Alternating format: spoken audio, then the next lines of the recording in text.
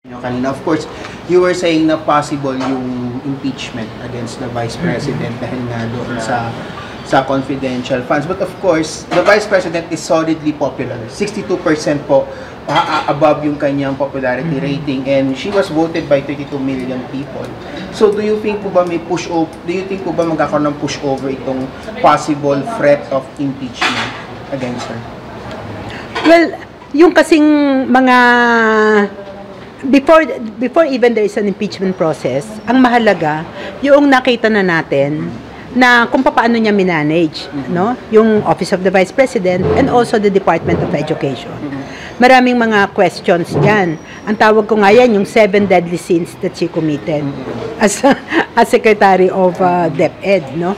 Na kung saan nandyan yung underutilization, nandyan yung mga hindi niya ma-explain na mga notices na billions of pesos ang involved dyan. Yung demeanor niya, yung na bratty, hindi siya nag-divulge ng information, etc. etc. And these are 7 things, no? Na nailista ko na posibleng basis ng pagkawala ng public trust at dahil naging abusado siya sa kanyang kapangyarihan at nararapat lamang na meron yan na gawin ang mamamayan ng ating sistema, at ang isa diyan na available to the people ay yung impeachment, para ma-correct at para hindi magkaroon ng climate of impunity with regards to corruption. Sa Makabayan Block, meron kayong mga members, hindi mga incumbent, na nagkukonsidera na mag-file ng impeachment? Well, pinag-uusapan pa namin din yan, no? We are discussing that. We are consulting with our lawyers and our members as well. Medyo coming up with that decision, with whatever decision, kailan kayo maglalabas? Well, maybe soon.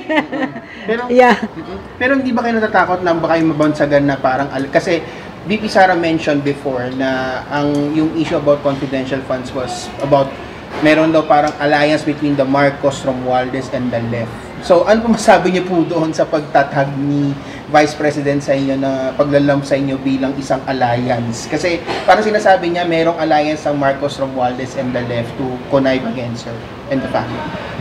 Hindi lang siya siminet, delulu pa siya. Of course, hindi yan totoo. I mean, siguro alam na naman natin yung kanyang ginagawa, si Vice President. Mahilig siyang bumanat, gumawa ng mga para siyang may paranoia, no? Na ginagawa niya ng story lahat. Pero ang importante, pumunta tayo doon sa issue. Wag doon sa mga sinasabi niyang mga alliance na ganyan. And besides, kung nakita natin, 'di ba? Na for example, yung Makabayan, si Rep. Franz, isa siya talaga na nauna na magbusisi at nag-expose nung kung paano yung mga possible anomalies, no, sa pamamahala ni VP Sara.